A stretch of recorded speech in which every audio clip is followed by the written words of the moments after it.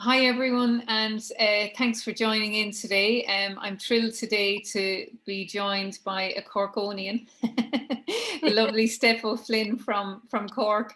Steph, I don't know what it is, but every person I seem to talk to these days hails from Cork. For some reason or other, there's a great magnetism or attraction between me and Cork, but Yeah. that's all good. It's all good Yeah. things. Thanks for joining us today. I know this is My a pleasure. conversation I've been really keen to have. I was just explaining to Steph earlier that this is an area I've been doing a lot of research on over the last year or so. And I guess within menopause, we definitely find there is a whole chapter, there's a self-discovery, there's a journey, a transition that we know happens. And it's a transition that, is certainly from an emotional and mental perspective is easier once we get a handle on our symptoms. To me, it's all about getting a handle on the symptoms first before you can start to thrive and grow during this chapter. And one of the big things that comes up for many women at this stage in life, and before too, but most definitely at this stage, is boundaries. And Steph is a relationship mentor and coach, and this is one area I know you're very passionate about. Yeah. So hence we're chatting today. So I guess, Steph, for for those watching who really aren't familiar with boundaries and what that entails, can you just explain it to us and kind of your insights into it? Yeah. So when I went back to study this whole area, Catherine, one of our first lectures was around boundaries and defenses.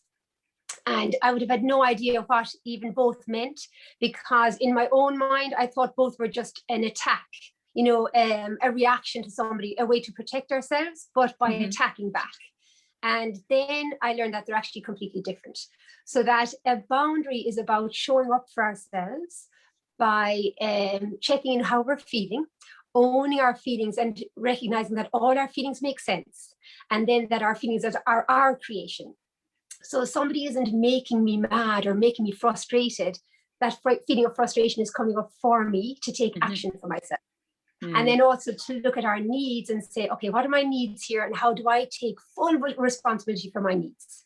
Whereas a defense then is very much an attack. So say if somebody was speaking to me unkindly or disrespectfully, that a boundary would be, an example would be to say, I'm feeling disrespected, or I'm feeling uncomfortable the way the conversation is going.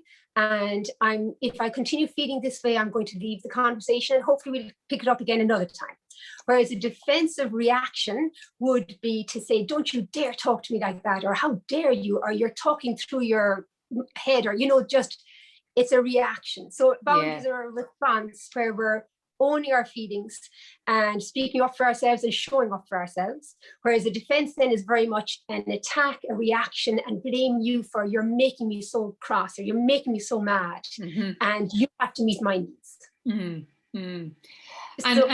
And like in terms of, because this this happens, I mean, so many women, in terms of it might be that they're pulled in many different directions, given different depending on life and different stressors and so forth.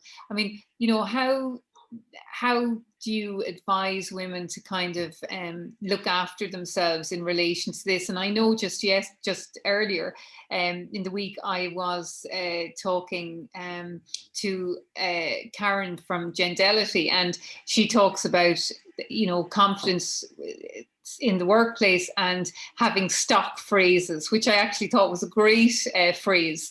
Having stock phrases that help you in negotiating. And I think stock phrases are can be very beneficial too in relation to boundaries, right? So that you know what you can say when, if you feel that somebody isn't treating you as they should.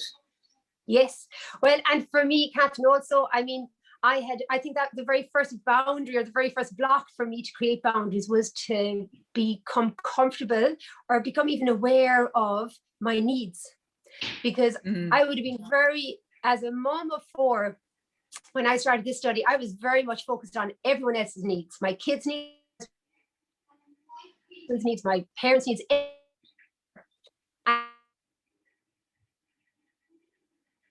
And I think that's the, if I'm feeling a little bit tense, or if I just to notice my body and observe how am I feeling in my body, how does this feeling feel in my body? And when I feel that, to recognize it and to pay it respect, not to try to diminish it or push it away or say, oh, don't be overreacting or don't be oversensitive, but actually to value it and say, this is my wisdom, my feelings are my wisdom. So now if I have a boundary, I think some of my stock phrases would be, number one, if I'm feeling irritated or frustrated or rage or anything, number one is to take my attention off the other person.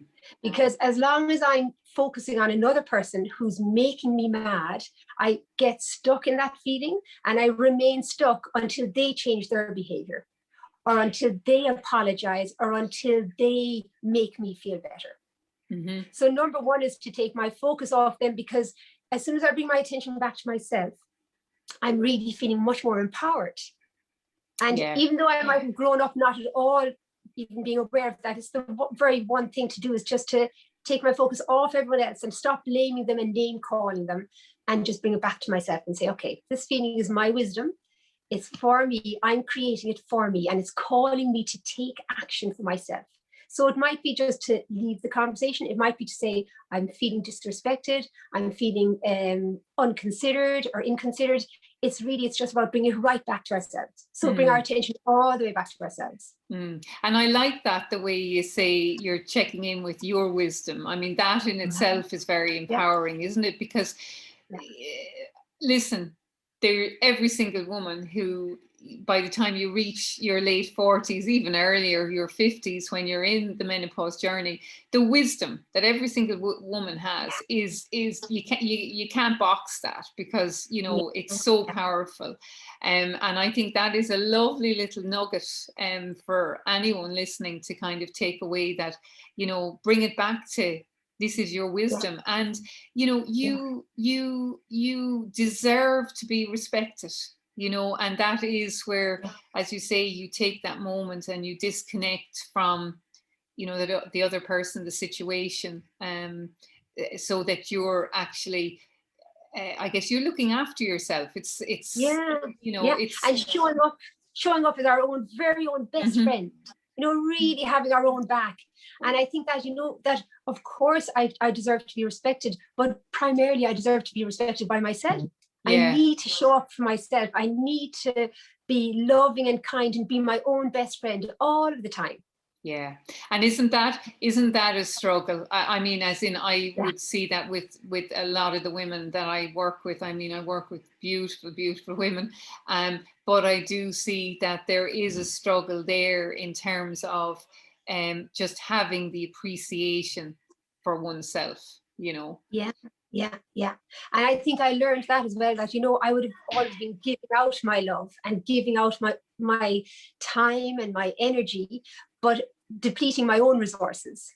And when I'm depleting my own resources, I really have a depleted me to share or to give to anybody else. So that was a huge lesson for me, to really learn to look after myself, to listen into what are my needs.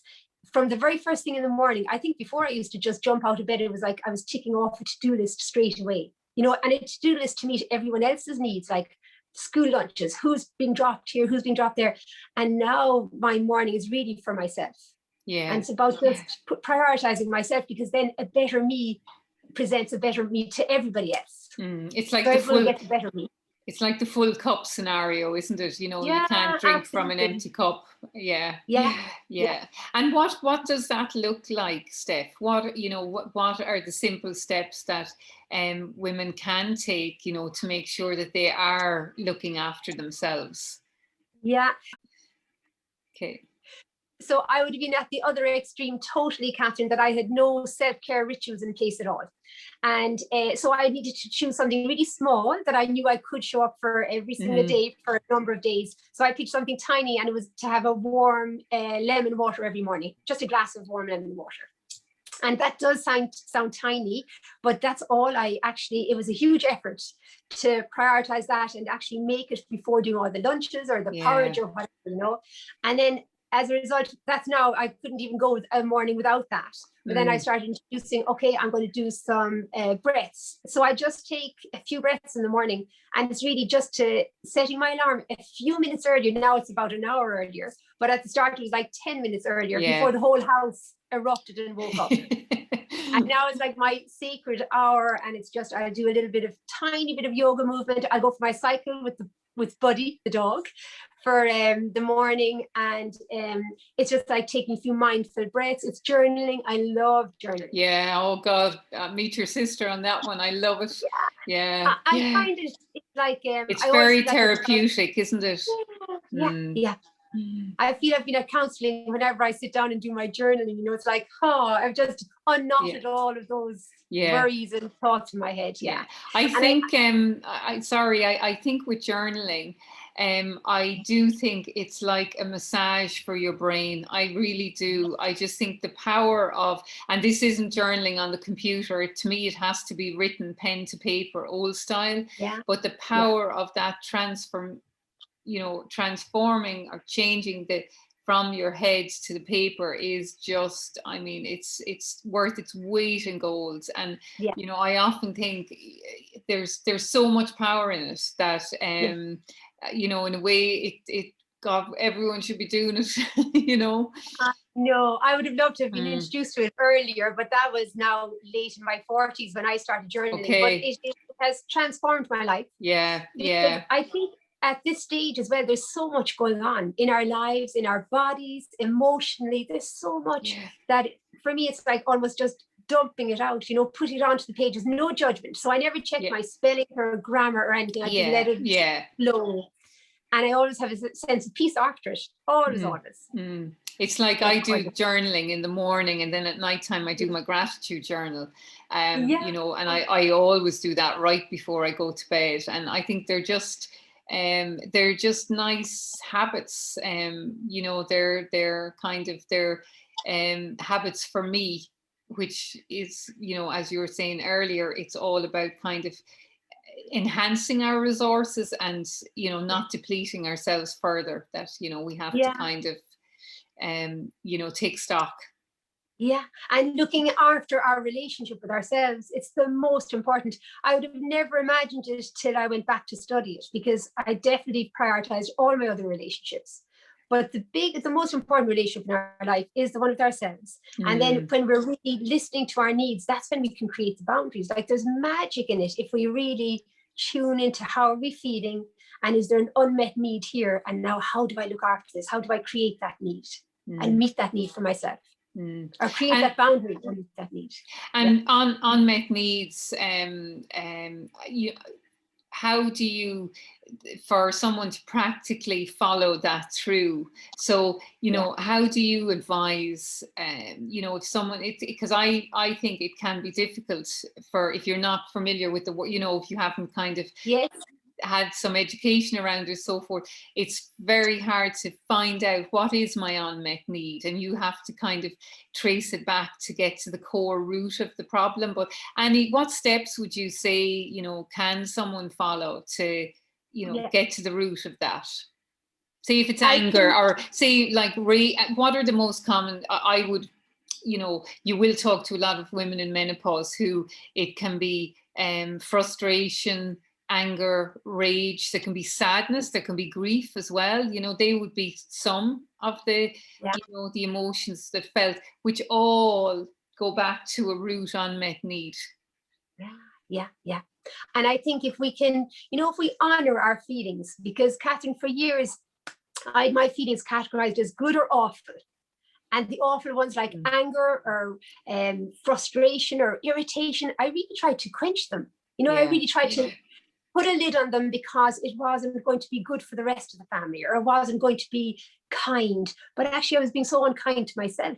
And especially at this time of our lives, we have to really tune into our lives, tune into our feelings, and tune into what's coming up for me, and own our feelings as our wisdom. I think it's one of the greatest gifts we can give ourselves, is to honor our feelings, not try to diminish them or play them down or disguise them or mask them, but actually to honor them and own them.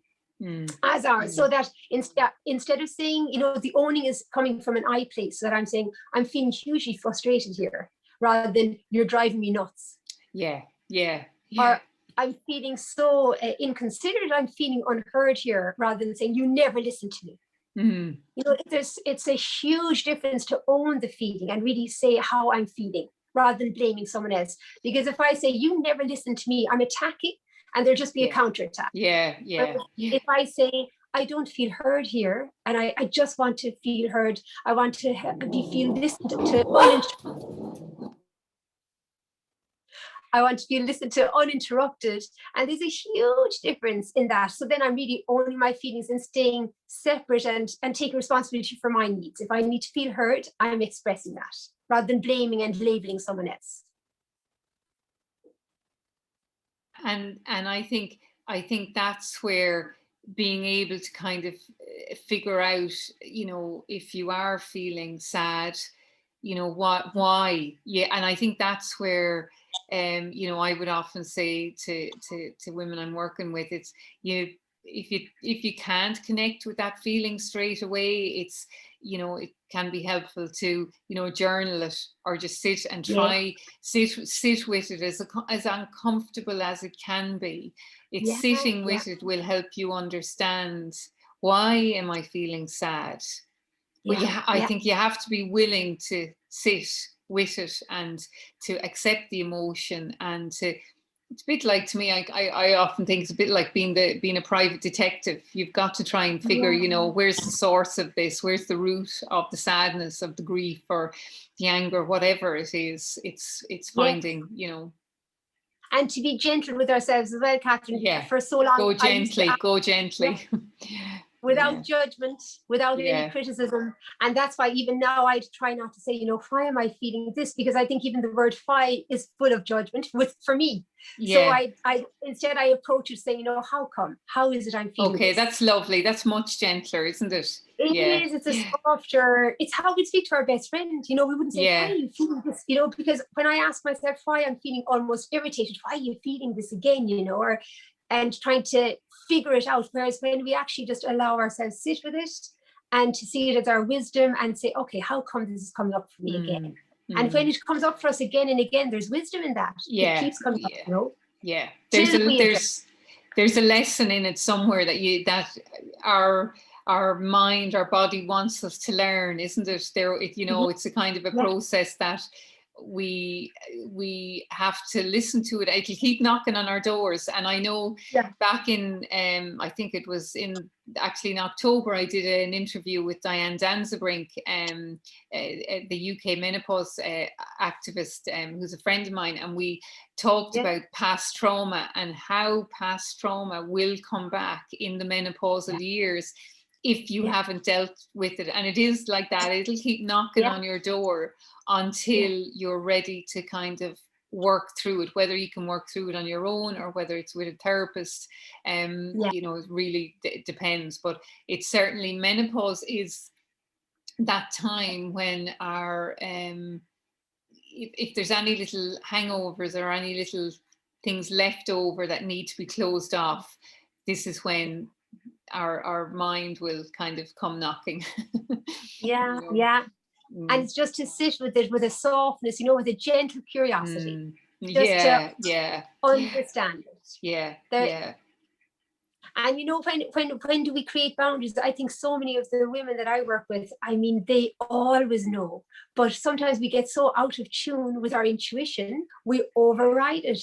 And when we reflect back on a situation, we say, actually, I felt really uncomfortable there, or my belly was doing somersaults there. And just to start noticing those feelings in our body. Our bodies are so wise. They are always communicating with us. And our bodies communicate with us when I need a new boundary here. So it's to keep practicing and listening to our intuition, listening to that gut feeling and saying, oh yeah, here's my belly acting up. I do need to take action for myself here. This is my wisdom calling me for a boundary. And isn't that where the power of pause, the power of being able to just be still, be tranquil, and be with whatever you're feeling is, it's so simple, but my God, it's so important, isn't it, Steph? Like, it's just Huge. huge. Yeah, I think yeah. pause is on every single page of my work. Every client I'm with, pause is probably the Mm, biggest factor. mm, Because, mm. when we're creating boundaries, also that pause to make it an I message instead of a you message Yeah, is massive. And yeah, it's real unlearning. I had so much to unlearn in my yeah, 40s, to prepare for this next stage of my life, because there was so many conditions and so much conditioning I had taken on board. yeah, But if you yeah. really pause and say, okay, what's coming up for me here? And I remember at the time when I was unlearning all these you messages and unlearning, blaming others for how I felt. I remember my kids looking at me expectantly because it took me so long to kind of rephrase my message. I'd be just about to say, you don't you. And I go, because it's like learning a new language, but Yeah, it is yeah. so worth the while. So Yeah, worth it. yeah. I can well imagine that. I'd say my Yeah. three would be looking at like, God, she's totally lost her marbles now. But you do kind of, obviously being a parent too, you're very kind of aware of how you talk in terms of how it will impact them and how you Yes. teach them boundaries. And let's say, for example, like even at one thing at the moment, I had this conversation with my 14-year-old son the other day, and I always knock going into his room, always. And he'll always kind of say to me, "Oh, you're the only one who knocks." And I was like, "Daddy knocks." And he said, "Oh yeah, Daddy knocks." I said, and his two younger brothers said, "Do they not knock on the door?" And he said, "No." And I said, "Okay, I will talk to them." And I did. I said to some boys, "You can't do that. You need to knock on Charlie's door before you go in." And I was kind of, and I did say to them, I did use the word boundaries because of what I've learned. I think it's really, really important that they understand these. And that's a simple example, but that translates into consent. It translates into so many other areas of life that they need to understand, that's not okay. It's kind of, I do think it's very important to have the right boundaries in place from a young age. And I guess that's what we can aim to try and teach our kids, when we have those teachable moments when they come. They're not always there, but they definitely mimic what we do rather than what we say. Yeah. And I think that we're role modeling all of the time. All of the time. Big time. Yeah. My kids will know so much about menopause. Their partners, they'll be very lucky, or any women that they have relationships with, because I have three boys. So, but I do think the work of the boundaries fascinates me. It really does, in terms of just in terms of the impact it has on relationships and the impact it has on our lives as women, and I do think there is an element of I don't know, I can't say for the next generation coming, are they going to be better at this? I don't have that insight, but I certainly think, if you look at, say, and this is coming off the back of the recent interview I did with Jane Morgan, is if you look at the gender pay gap, for example, again there, we don't stand up for ourselves, or many women haven't, and it's like we need to be able to safely, with confidence, be able to stand up for ourselves. And the boundaries all comes into that, doesn't it? Because isn't there, you have boundaries in every relationship, whether it's your kids, your partner, your friends, your family, whoever it is, there's boundaries there that need to be. Absolutely. I used to think boundaries were for only relationships where there was huge conflict, where there was something seriously upsetting going on. And it isn't at all the case. My boundaries is constantly creating boundaries, but then that's constantly showing up for ourselves and being our own best friend and, speaking our truth. Rather than pretending everything is, I would have been so long, Catherine, so many years spending time, not rocking the boat, keep the peace. And that's not being my own best friend. Yeah. But it's about, this is an amazing time in our lives to actually show up for ourselves and speak up for ourselves and speak our truth. Mm. And we discover our truth when we really check in with, how am I feeling? And this feeling is my wisdom and my friend. And what are my needs here? And now express my needs with an I message. Yeah. Yeah. Yeah. Yeah. Yeah. Yeah. Yeah. The I There was message is. yeah. There was an example that I had, that I have in one of my podcasts around boundaries. And it was one of my very earliest boundaries, that a friend who was always late, always late. And in my mind, my friend always kept me waiting. And they'd arrived and I'd say, you're the worst timekeeper, and it was all the you messages and the labeling.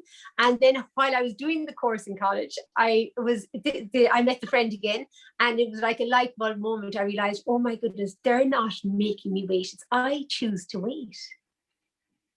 You know, it's like all of a sudden I thought, oh, I have the power here actually to create a boundary for myself. Because as long as I kept focusing on them, saying, you're the worst timekeeper, you're never here on time, you drive me nuts, I was getting nowhere. I was just stuck with the frustration. Right. But as soon as I brought my attention back to myself and owned my feelings and said, oh, my feelings are actually calling me to take action for myself, it was amazing.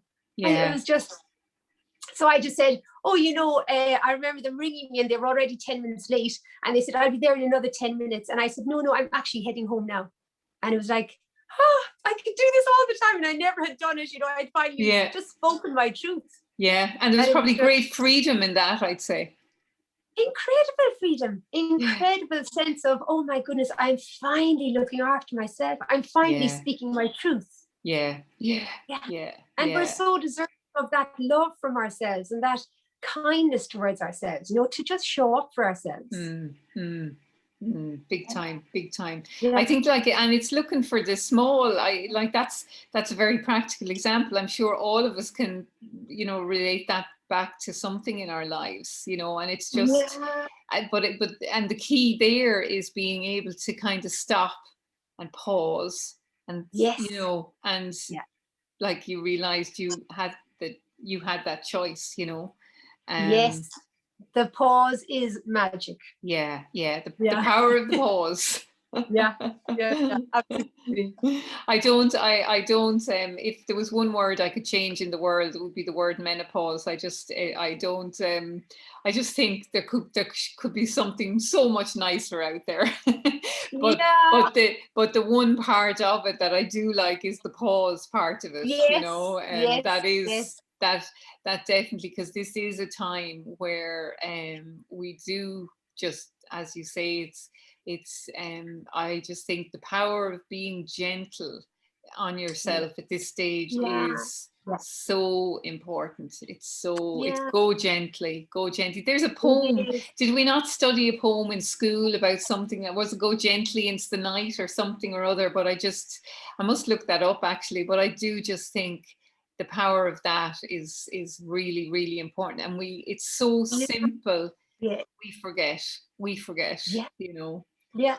And I think we're conditioned, but I certainly was, that I was a busy doer. You know, my badge of honor was that. Look, I think all women are in that. I must multitask. I'm good at multitasking. Whereas now I'm forever saying, my sister in Canada gets a great laugh out of this, because, you know, I'd be talking to her and she'd say, I did try and do two things the other day, and I remembered you said I'm not to multitask. But I was kind of, you know, like, we do ourselves no favors by multitasking. We know cognitively on our brain, we're better off just concentrate on one thing and put our whole into the one thing, as opposed to trying to do two things at the same time, or three things, or whatever, you know. I would have definitely been in the place of thinking, oh, I'm more deserving of my love when I'm doing more and achieving more and getting more done. And that was huge for me to say, oh yeah, I'm deserving of my love just by being. Even if I'm just sitting down breathing, I'm deserving of my love. I don't have to be doing something to earn my love, or to earn my that's very nice. Yeah.